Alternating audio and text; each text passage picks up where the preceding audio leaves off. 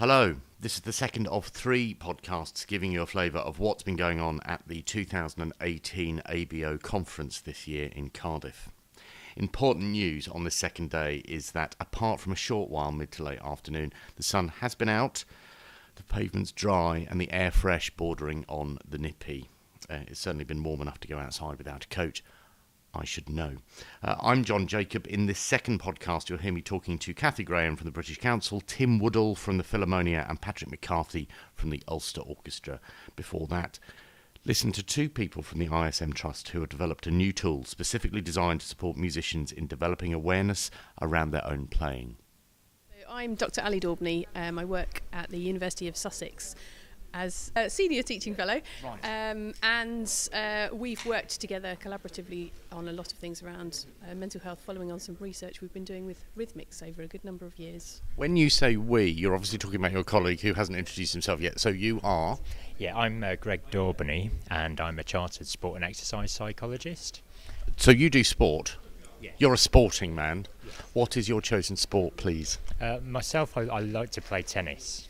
I'm very much a tennis player. So, yeah, I use every bit of psychology I can find, and I use that myself when I'm playing. Definitely. It worries me that you're smiling and laughing, and I don't quite know what's coming next. So you bring a fresh perspective to this. Ali, are you a musician then? So I'm a musician, and I work in the music education department. So the perspective I bring is a musician teacher, to try and help people understand how to embed it, and as a researcher doing things around mental health and people in challenging circumstances. ISM Trust has come up with a thing called Play. I say it's a thing called Play because I don't quite know how to describe it. Can you, please? Okay, so Play is a psychological toolkit for optimal performance, and the idea of it is it's a go-to resource that people can pick up, musicians can pick up as they wish, and try to look at and embed strategies over time, looking at what they think their needs are. Where did this all start? I would say, well, it started with a previous piece of work which we did with the ISM Trust.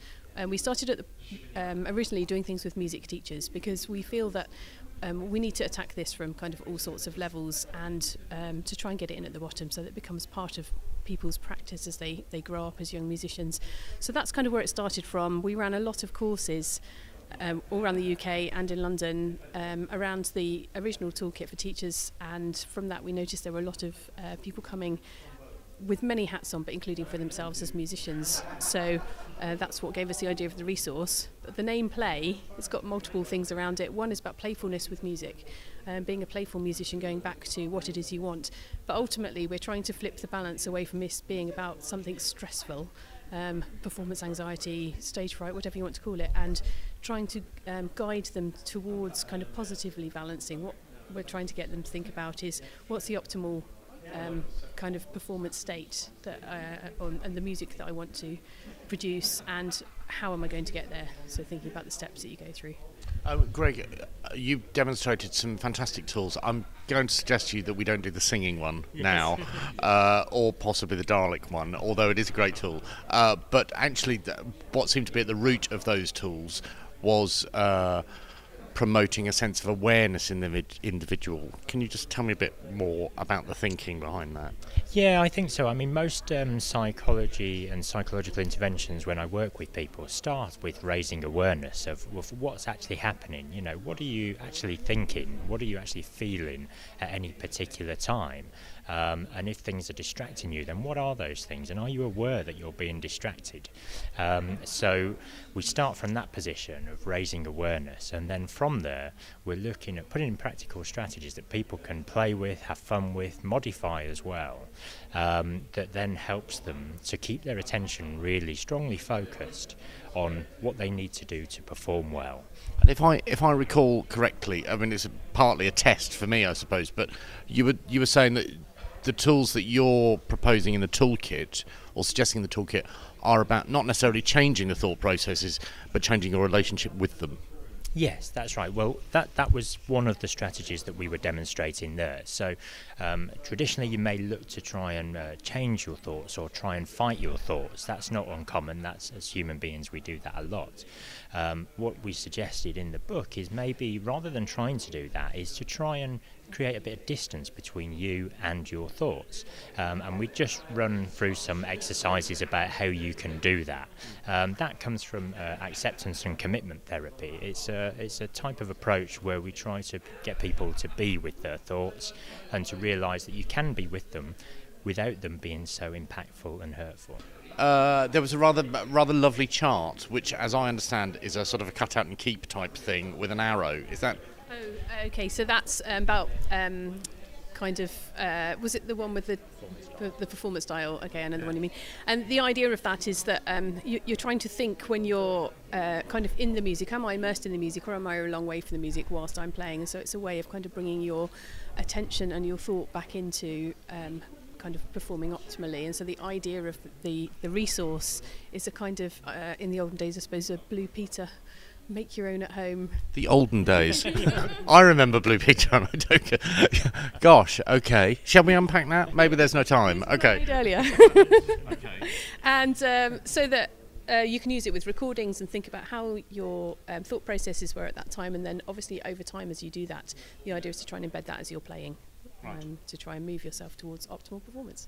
It seemed like such a simple idea. And how has it been received amongst people that you shared it with? Well, so far, yeah, extremely well. I mean, we've put it out to a lot of people through the ISM Trust, a lot of musicians, a lot of performing musicians, and also people that we know. And the feedback we've had so far is that people really love it. You know, they really like the practical strategies, that are contained. Alison seems to be pointing at the book in a way that on the back cover. What are you pointing to? Okay, so we, as Greg said, we gave it to a lot of people for peer review before we kind of turned it into this format. Lucy Perry from Glyndebourne said it's a terrific read and a much needed exploration of the issues.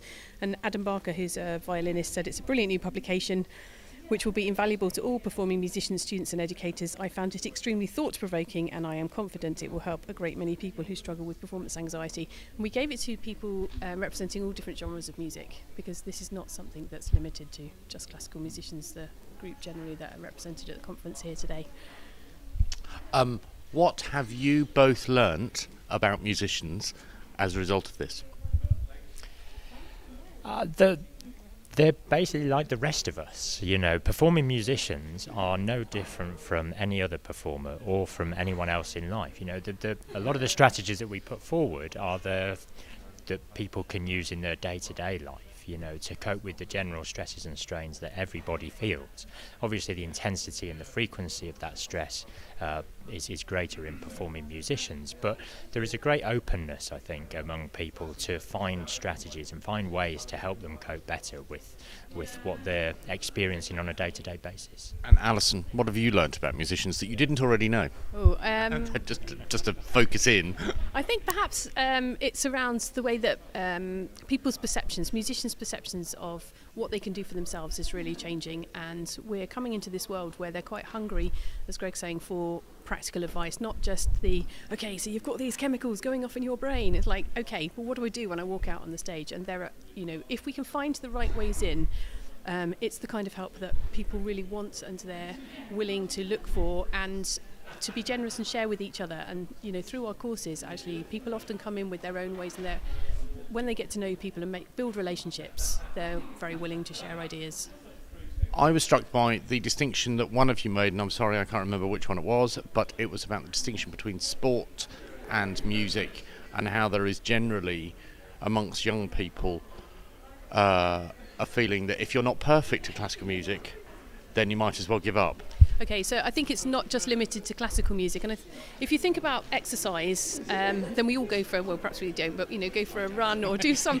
I certainly don't run on the beach like you suggest, because I don't have one. Oh, we do, us Brighton folks. But the idea of exercise is it's for everybody, and it's not judgmental in the same way. And I'm sure there are pressures around judgment for different reasons. But young musicians, it's partly about recreating something that somebody else has already done, which is a wrong way to look at music necessarily. And so back to the idea of play and how playfulness can help you with getting away from that idea of always striving for perfection and then having perfectionist concerns and then either giving up or falling by the wayside or becoming quite psychologically imbalanced. So I think the way that we look at how we educate young people to think about their own music is really, really important. Here it comes. Here's the most important thing. Can you tell us where we can find this marvellous tool, please? Yes, we can. It's on the ISM Trust website, ismtrust.org/play. It comes in 2 formats. You can either buy a hard copy, which I have in my hand today, which is £10. It's also going on there as an ebook and as a PDF download for £5. It's quite interesting doing these interviews when you ask people to read out a URL. That's when they look really frightened.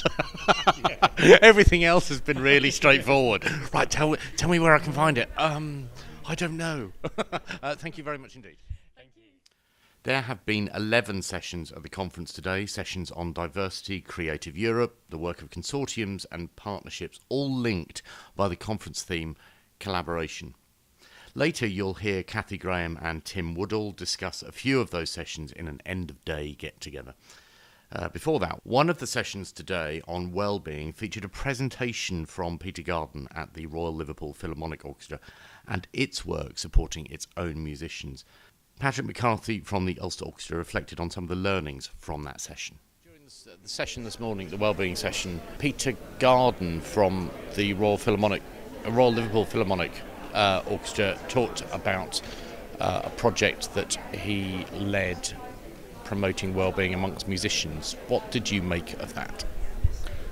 I think in common with most other people in the room, it's both inspiring and challenging. Most orchestras have at least begun to address proactively the issue of well-being amongst what Peter described as their greatest resource, the players. But so far, none to the extent that the Liverpool Philharmonic have done. What they have arrived at already, and it's obviously still a journey for them, is something which addresses both the physical and mental health of their players. They've obviously still got work to do, and they're being supported in by academia as well in what they're doing. So I think, in common with most people in the room, we probably felt challenged to do more with what are of course limited resources. What excited you about what he was saying? I mean, it looked thorough and rich. Thinking back to what was discussed this morning, I thought it was interesting that, and I was excited by some of the questions coming back about showing value, that clearly in Liverpool they've thought in wider terms than the purely monetary. There was a question from the floor about whether the Liverpool Phil's scheme has resulted in a drop in sick incidents, so players being off with musculoskeletal reasons. And it became clear that there was an allowance that wasn't the metric, that wasn't the value of it. It has its value in that you are recognising the importance of valuing players. That you have musicians who will still go off with coughs and colds, and at the moment flu in our own orchestra it's like an epidemic. But you are recognising and prizing your most valuable resource, the players, by saying, let's talk about what it is that you need and what will help fulfil you and what will best enable you to play to your fullest potential. Okay, let's talk about the ISM tool, which I was particularly excited about. I really liked I've spoken to them earlier on. I described the performance dial thing as the cut out and keep thing. As a player, because you've been a player, how useful do you think that would have been for you?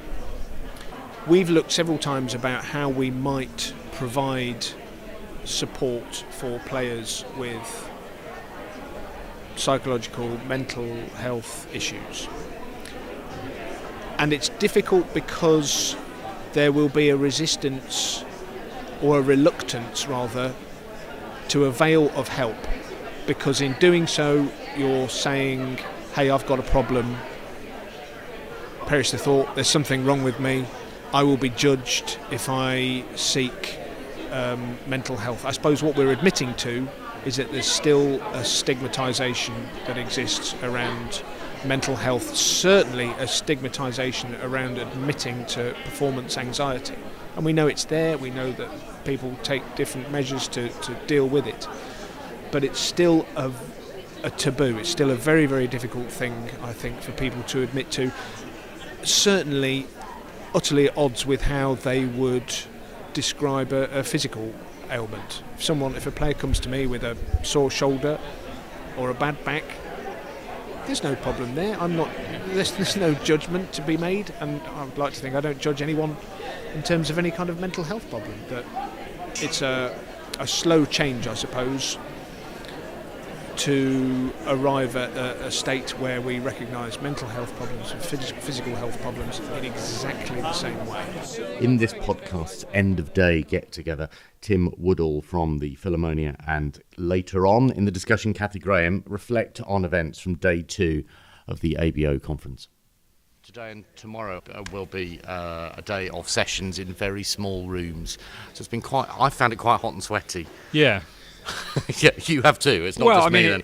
They're always in small rooms, and they're always, after the 8th session, you can't really think anymore. Is that where you are now? It's a bit like when you go and see a big blockbuster art show. By the last few paintings, your eyes just can't deal with it anymore. Okay. But you're okay now, just so that we're... I'm fine, because I'm only coming for today, so I'm cheating, really. So what have you seen today? So I've seen 2 really great sessions. The first was Classic FM's session on collaborative recordings, chaired by Sam Jackson, who's managing editor there, and with a really great panel. Steve Long from Signum Records, who the Philharmonia records with, so it's nice to see him give a plug to the orchestra, which I'd expect. And Rebecca Allen, who's the president of Decca Records Group, very, very senior figure from a major label, and a chap called Mark Crawford, who does audience and brand insight for Global Radio, which Classic FM is a part of. So it was quite not, I wouldn't say a commercial session, but it was looking at trends in radio and in streaming, how people are consuming music, and that's really interesting for orchestras. I hear on the grapevine that it was said that CDs are still very much present and valuable for the classical music world. Yeah, people kept saying, I will be dead and CDs will still be around. But it seems that there's a status quo with CDs, so that 20 to 30% of the market, in terms of revenue of what people make, still comes from CDs, and that isn't really diminishing year on year. What do you think is the reason for that? Because that surprises me. I find myself in a situation now where I get most of my content from Spotify or possibly Tidal, and then when I get sent a CD to review, I look around the house and think, oh, I don't seem to have a CD player now. I think it's indicative of... I feel exactly the same way, but I think it shows you that the way audiences and consumers behave don't conform to what you expect, and there are segments and there are groups of people who have attachments that you need to consider and that you might have moved on from but they might not have, and I think CDs is probably the best example of that. I wondered whether there was something about the idea that actually with a CD you're getting program notes, you're getting sort of context around the work of art that is recorded. Is that valuable, or is that me just projecting something onto the audience? I don't know how valuable it is. In my experience, the quality of the wraparound product isn't necessarily that high. I think there's a collector's market out there. I think that's why the market's steady, because those collectors collect. What surprised you in that session? There was some amazing stats from Classic FM, and what the stats showed in some ways was quite surprising, in that both for radio and for the audience that they surveyed in terms of live classical audiences, the age group that was suffering was the sort of 40 to 64 age group.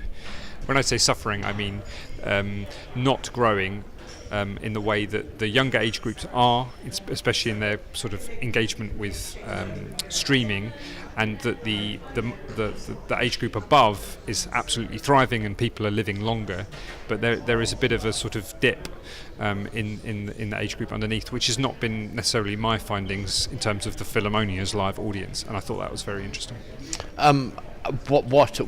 What is the reason for that? Did anybody sort of hesitate?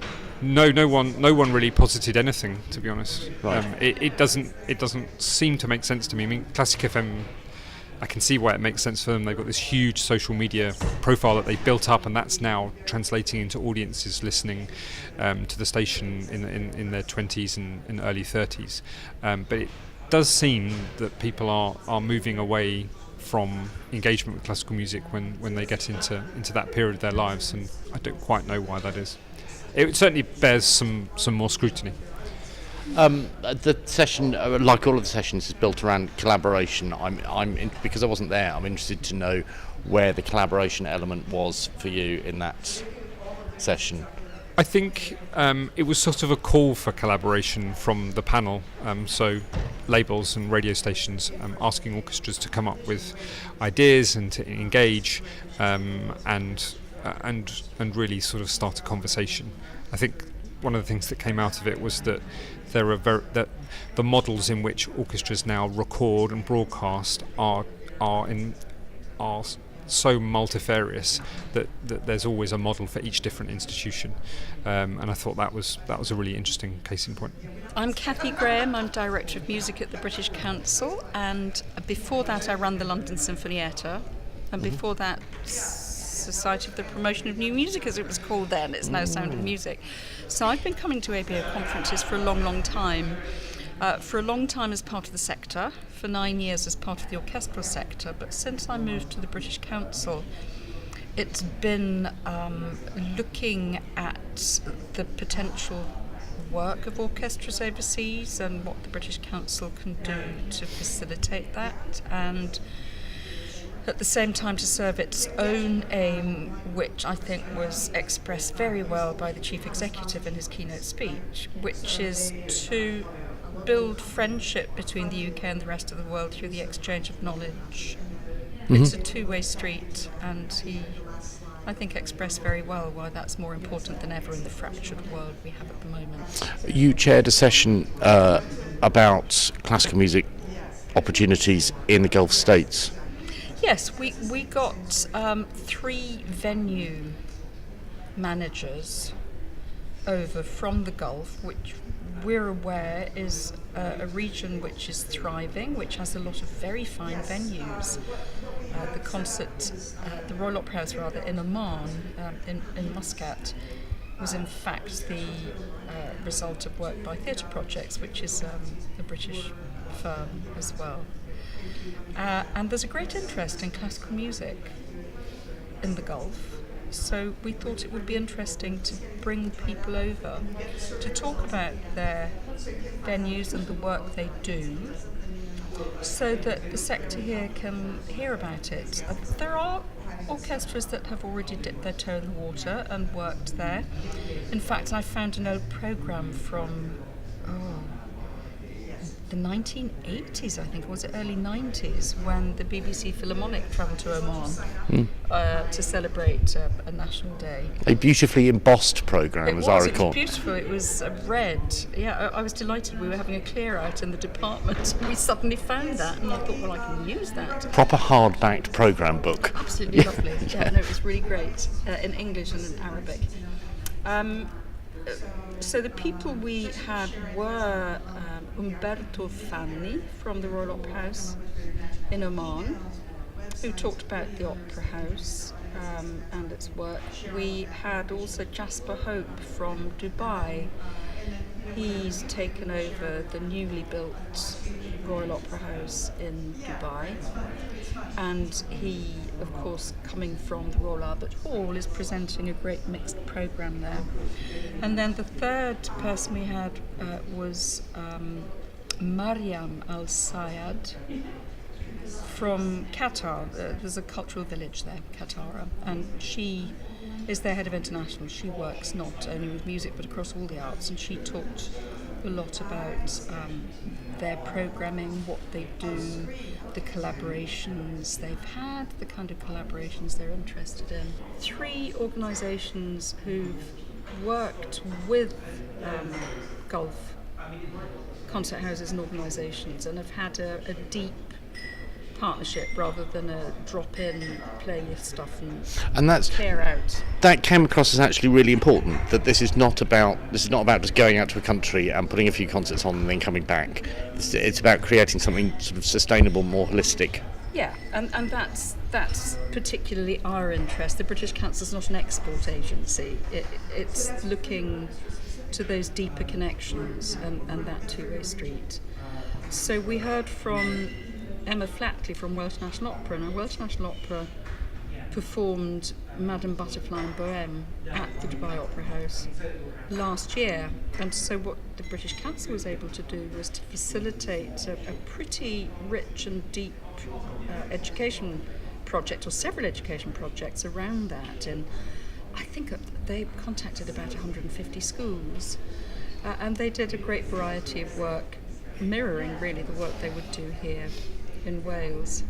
And then we heard from Jonathan Harper, who's the chief executive of the Parrot Orchestra, which is, I think everybody knows, a remarkable orchestra of professional disabled musicians who perform to an enormously high standard, but they have as their aim to make sure there are no barriers to anybody being able to perform.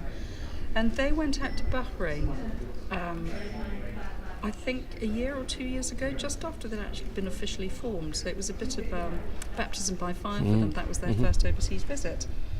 And they found an enormous receptivity, I think, in Bahrain to the concept of arts and disability, which is a theme that the British Council is pursuing around the world at the moment, because we have some great examples of good practice, and there's also stuff we can learn from other parts of the world as well. You talked about how the importance of creating deeper connections in somewhere like the Gulf states. How, in practical terms, how does a programmer go about doing that? It can happen in lots of different ways. I think one of the themes that the observant will have picked up on during that session was that the British Council will often get involved if there is a focus in that country. So you'll notice that Jonathan talked about there was a UK year in Bahrain that year, and the Welsh National Opera work. It was during the UK Emirates year of culture, so that there are years where we do a deep dive into different countries, and that gives us the opportunity to work a bit more closely. Often people set their own stuff up, orchestras get out there under their own steam, but if we know about it, what we can often do is I suppose amplify is the best word. And a lot of the learning that countries are interested in is around the outreach and the community work and the education work, which is, I really do think, I've travelled a lot now, I still think it's second to none. And I think the way that the UK really cares about its audience, it doesn't take it for granted. I think it's unique. And I think that's where we can add value. The third example was Paul Hughes talked about the BBC Symphony Orchestra going out to Dubai and transporting the proms in a week. So they tried to bring all the values that the proms represent and adapt it to the cultural context of Dubai, which of course is 10% Emiratis and then many, many, many expats from many, many countries. And they did that very successfully. And again, there was education work that the British Council facilitated with its contacts with schools and the communities. Most of the staff in our overseas office are local, all the offices, so there's a very deep knowledge of society, and I think that's where we can add value. Where do you think, I'm going to have to use the journey word, I'm afraid, Journey. But where do you think we are in terms of on that journey to having secured more events in that part of the world? I think we're probably, for a lot of people, are at the beginning. The Dubai Opera House, Jasper's only had one season, so he's looking ahead. The Royal Opera House in Oman, in one way I suppose it's the middle of the journey, in another it's the beginning because they've got a new venue opening.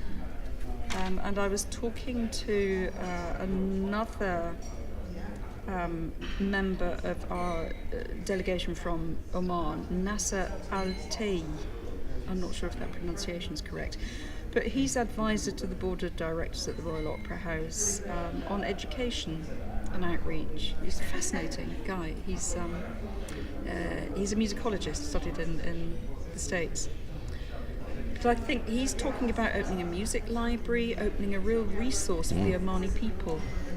And I think there'll be lots of exciting things to do. We've also got Tom Nelson here, who our very own Tom Nelson, who worked at the BBC Radio 3 and then at the Royal Opera House. Who I went to university with. Oh, well, there we are. Yeah, fantastic. Who did that fabulous thing at the Royal Opera House. I didn't realise it was him. I love it, where you go backstage at a Valkyrie performance. Oh, really? Oh, I find it so exciting. When I watch that, my heart starts beating. You see Papano in the pits. There's somebody filming him, so as if you were in the orchestra. You see it from the point of view of the stage manager. You know, the singer's waiting on stage to go on. You can feel the adrenaline of the performance. It's fantastic. I love it. He did that. And he's curating. He's a curator in Oman, and he's very interested in what the UK sector's got to offer. I found it a really interesting session, actually. It provided some context around the BBC Proms in Dubai that I hadn't previously appreciated. From a BBC perspective, I'd sort of, or from an audience perspective, I'd just seen the BBC Proms is now reaching out in Dubai, and it didn't quite make sense. But actually, when I heard Paul talking about it, and also hearing Jasper talking about Dubai Opera, then actually it all fitted within the wider context. It made more sense for me. There is one other session that I'm eager to hear about, because I didn't get along to it, because it wasn't just standing room only, but you couldn't actually get in. People were being turned away. That was, I think you went to it, Tim. I did. This was chaired by Will Norris, who's many people know is the managing director of Tafel Music in Canada, but was previously head of audience development at the Orchestra of the Age of Enlightenment.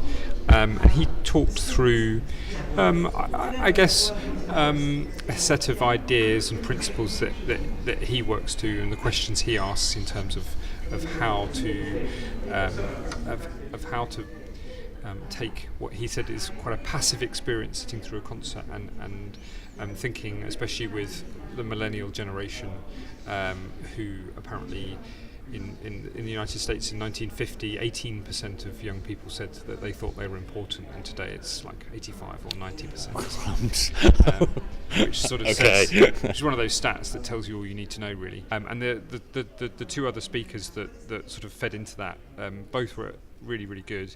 Suzanne Hay, who's head of partnerships and learning at the BBC National Orchestra and Chorus of Wales, talked about BBC Now's project at the proms last year, the Relaxed Prom, which is amazing and moving, but also something that didn't just sort of drop out of nothing. You know, for years here locally, they've been developing the methodology around how to present performances for and with people, and especially young people with a mix of learning disabilities, and the level of detail and consideration and interaction between both the people who came along to that, and it sold really, really well, a lot of it to new audiences, but also the players within the BBC Now and the lead artists, and how everything has to fit together to work for that audience.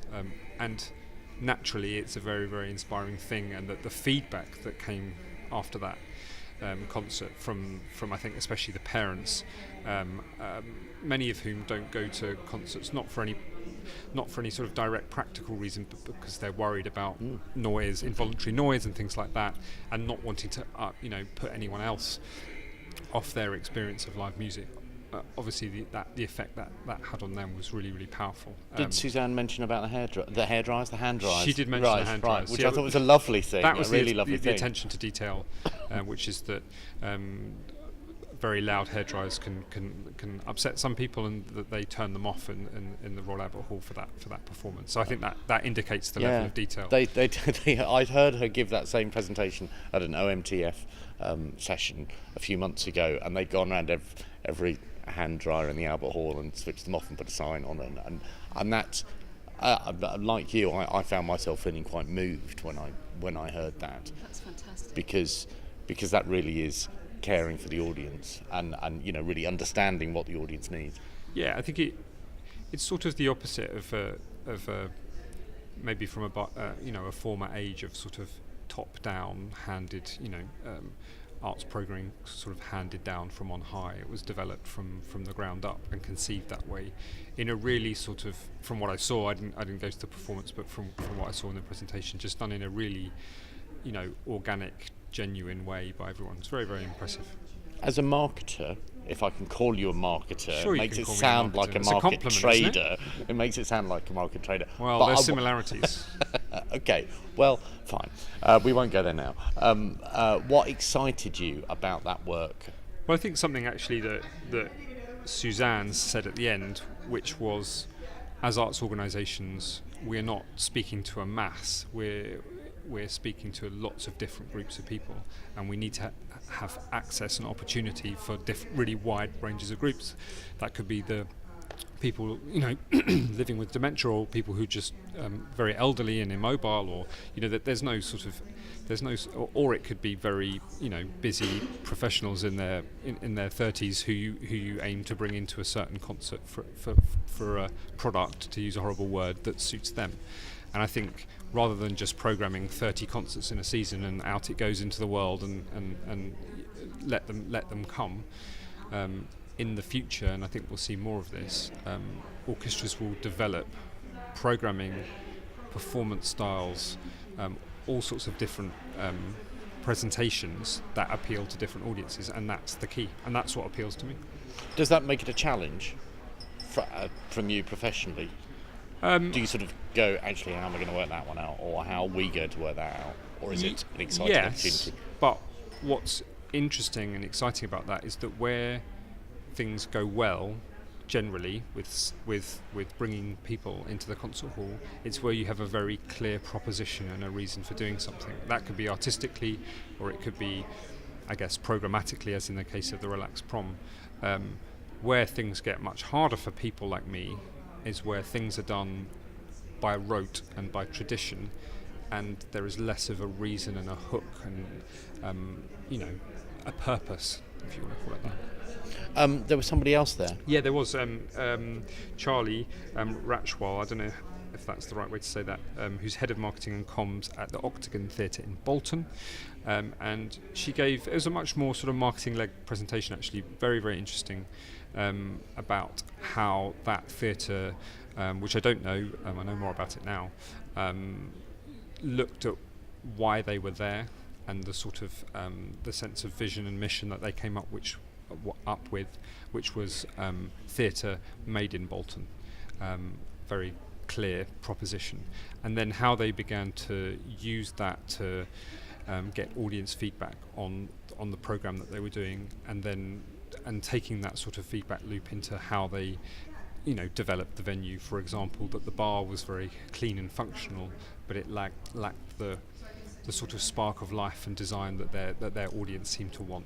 So it was a really sort of, it went through a few different stages, but it was about listening to an audience and reacting accordingly, which is what we should all be doing.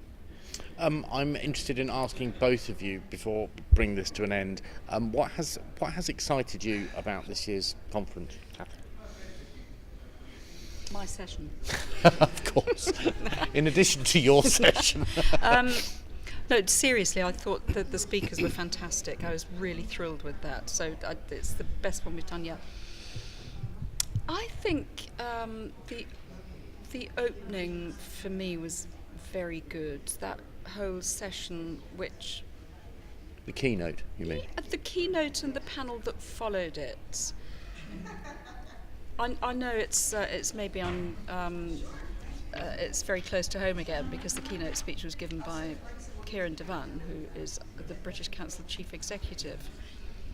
But I loved the way that he talked about the value of orchestras and the work that's done, but he talked as well about the state of the world at the moment, and of course Brexit, which is imminent, and it's concerning orchestras, it's concerning a lot of people, it's concerning many groups in society, we know that, but at the ABO conference there are very serious concerns from the orchestral sector that their touring is going to be affected, which of course is an important part of the business model. But he talked more broadly about the way that society has been fractured, and we maybe didn't realise it properly. That there are so many people in this country that haven't enjoyed the internationalism that some of us take for granted, or access to arts, and how I was very pleased he tied that in with the wonderful work that orchestra is doing. That's incredibly important. And that conversation, it struck me. I was struck by the attention in the room. And I think even 5 years ago, I think our sector sometimes has a tendency to be a little bit inward-looking, which is what these conferences are for. And I appreciate that, and it's important for me as well. But I loved the way that opened things out, and the panel afterwards discussed issues in a much broader context. And that, for me, I found that fascinating, and I was interested to see that other people thought the same thing. Yes, I agree. I found it invigorating. Having that context was really valuable. Tim, I appreciate that you only got here on the train today, so to put that question to you might be a little unfair, but... Well, you still see a snapshot, and you get a sense of tone, I guess, and I think that from my point of view, I think I like the sense of opportunity there is. I know there are lots of challenges. Perhaps being a marketing director leads me to being an optimistic individual by nature, but I like the sense of opportunity. I think there's a little bit of entrepreneurialism in this sector. I think we see more of it, and every single panel speaker I saw was taking problems and thinking about how to address them and improve things. And I also like things that are audience focused, and I think we're getting better at that as a sector. I think we're getting better at using data and insights and thinking really intelligently about what we do. So there's huge challenges, but I think a sense of opportunity came across for me. Thanks to everybody who contributed to the first ABO Conference podcast. If you liked what you heard, be sure to click the like button and share accordingly. Follow the ABO account on YouTube for the latest podcasts. This has been a thoroughly good bit of production for the Association of British Orchestras.